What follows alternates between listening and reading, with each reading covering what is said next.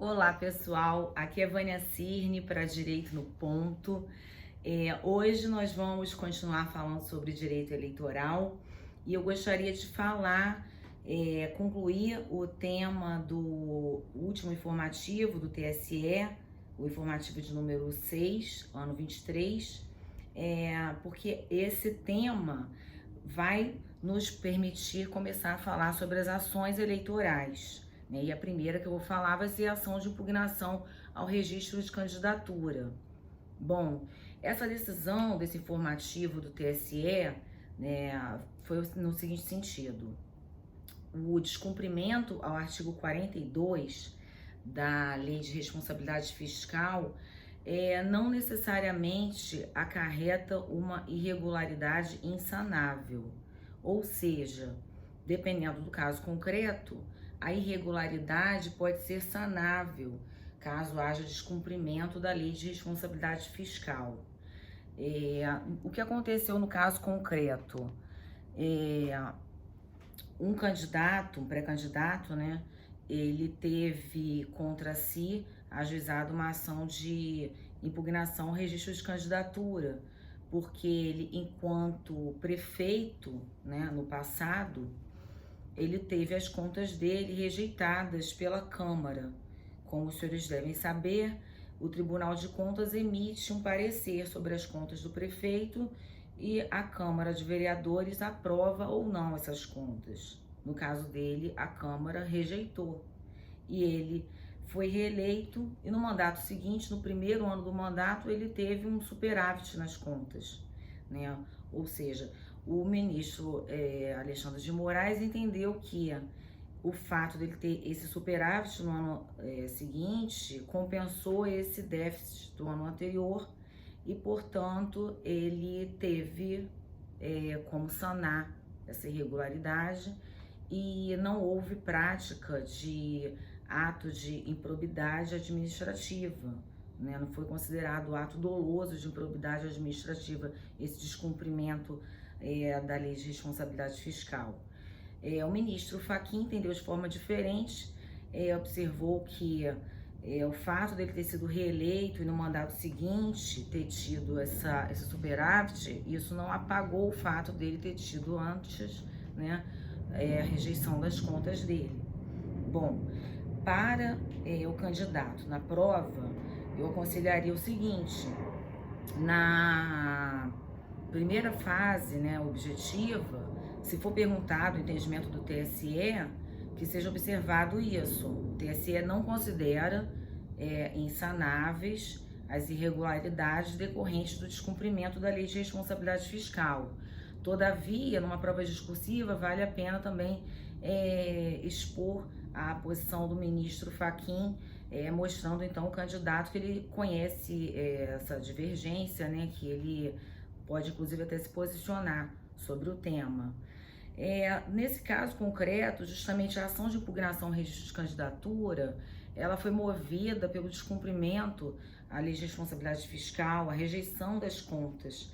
Mas a ação de impugnação ao registro de candidatura, ela tem várias causas de pedir, E por isso, nesse vídeo, eu vou começar a falar sobre ela e no próximo eu concluo, porque realmente são bastante assuntos para a gente falar, E para não ficar um vídeo muito extenso, eu vou dividir então em duas partes.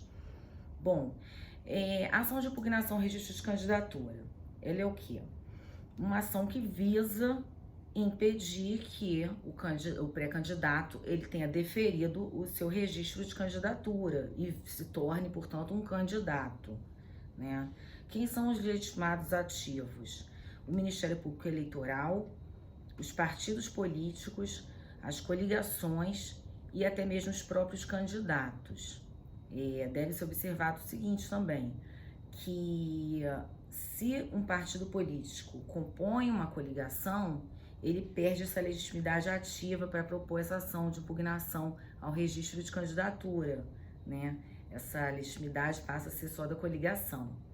Mas todos esses legitimados são concorrentes, Ou seja, o Ministério Público Eleitoral pode ajuizar a ação impugnação e ao mesmo tempo um candidato ajuizar em face de outro, é comum isso acontecer. Também vale observar outra coisa: o eleitor ele não tem legitimidade ativa para propor a IRC, mas ele pode ir até o Ministério Público e, por meio de ouvidoria, por exemplo, provocar a atuação do Ministério Público, que irá analisar se é caso ou não de ajuizamento dessa ação. A ação de impugnação ao registro de candidatura, ela tem como causa de pedir não só inelegibilidade, mas também a ausência de condições de elegibilidade que estão na Constituição da República, né?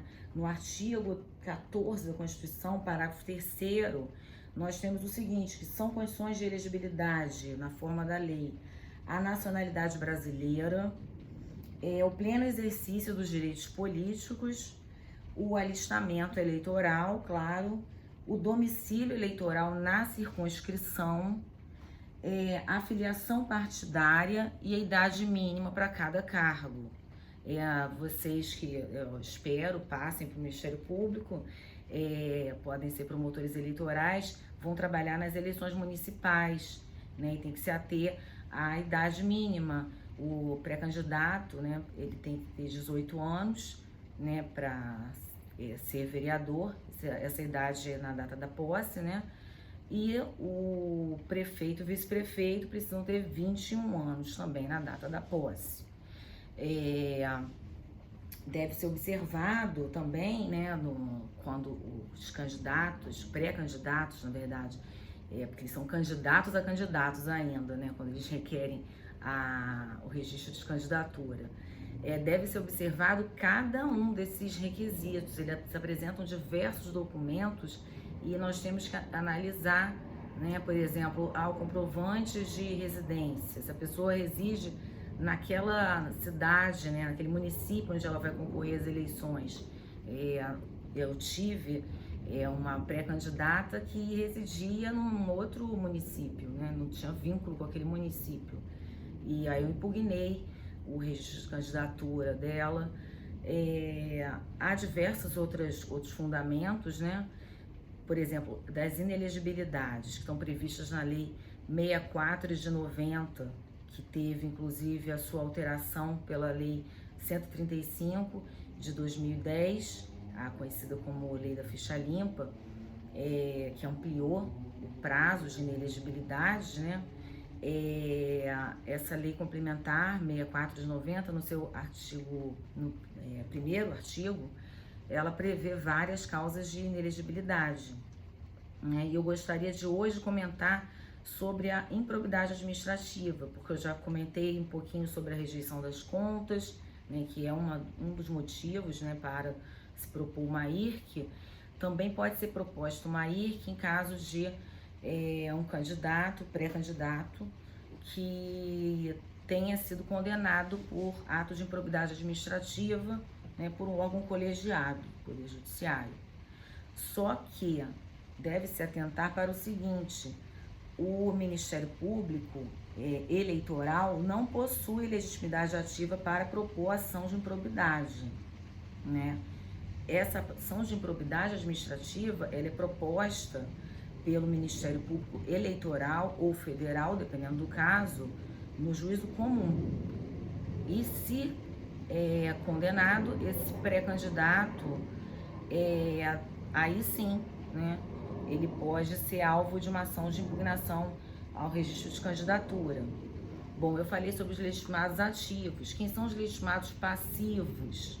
Os partidos, os candidatos, e não há desconsórcio necessário, né, entre partido e candidato. Os candidatos, eles são alvo dessa ação, né, são desconsórcios passivos necessários. O principal, né, o candidato, o prefeito, digamos, e o vice. Aí o vice tem que ser também, né, porque é uma chapa única, então aí ele tem que ser também réu nessa ação. E essa ação, ela é ajuizada cada qual, dependendo da eleição, num juízo, né, correto. No caso das eleições municipais, são juízes eleitorais que têm competência para julgar esses requerimentos de registro de candidatura e também as ações de impugnação ao registro desses candidatos. Nas eleições estaduais, tem competência o TRE e essas ações são movidas pelo Procurador Regional Eleitoral. Nas eleições federais, né, no caso presidente, vice-presidente, as ações são ajuizadas junto ao TSE pelo Procurador-Geral Eleitoral. Né? E qual a natureza dessa decisão no final do processo de impugnação ao registro de candidatura? Ela é constitutiva, uma vez que, se ela julgar procedente o pedido de impugnação, ela irá impedir que esse pré-candidato se torne candidato. Se julgar improcedente, ele então tornará esse pré-candidato candidato. Né? No processo de registro de candidatura, a decisão é sempre constitutiva. Né? Essa pessoa ela deixa de ser pré-candidato, ou seja, candidato, e se torna candidato, podendo então concorrer ao pleito. Agora, caso seja julgado procedente nesse pedido de impugnação de registro de candidatura, ainda assim esse candidato, pré-candidato, ele pode recorrer e com isso concorrer ao pleito, fazer propaganda política, ter seu nome na urna e depois, caso seja realmente julgado procedente esse pedido de impugnação ao registro, esse ato de diplomação dele será nulo e ele terá perdido o mandato eletivo. Cumpre também aqui lembrar uma coisa, que as ações de impugnação ao registro de candidatura, elas têm como causa de pedir fatos que tenham ocorrido até esse requerimento de registro, né? E ainda assim não precluem, porque são matérias constitucionais. Então elas podem ser alegadas ainda depois, numa ação de impugnação ao mandato eletivo, um recurso contra a diplomação, que são ações que eu pretendo comentar com os senhores depois. Bem, como a ação de impugnação ao registro de candidatura, ela tem outros fundamentos, para não me estender muito neste vídeo, no próximo eu vou falar sobre os outros fundamentos dela. Eu espero que os senhores tenham aproveitado, gostado. Caso tenham gostado, deem like. Caso não, podem fazer os comentários. Se quiserem que aborde algum assunto especificamente, também podem comentar, né? E eu desejo aos senhores bons estudos, né? E um forte abraço.